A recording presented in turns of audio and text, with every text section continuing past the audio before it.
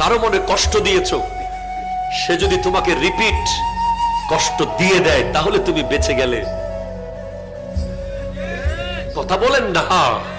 কাউকে জুলুম করেছো, থাপ্পড় মেরেছো অন্যায় ভাবে, সে তোমাকে রিপিট থাপ্পড় দিয়েছে, অনেকটা বেঁচে গেছো তুমি।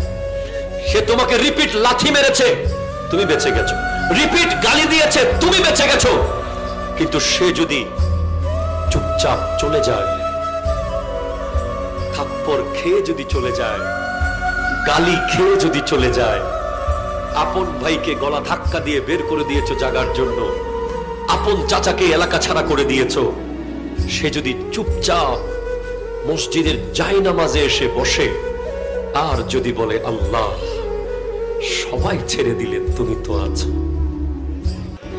খোদা কি কসম, এমন আযাব আসতে পারে, সে যদি তার রিভেঞ্জ নিত, প্রতিশোধ নিত, সে হয়তো আপনাকে মায়ের বদলে মারত, কাটার বদলে কাটত, কিন্তু যদি সেটা আল্লাহর আদালতে চলে যায়, তার বান্দার কষ্ট আল্লাহ সহ্য করে না।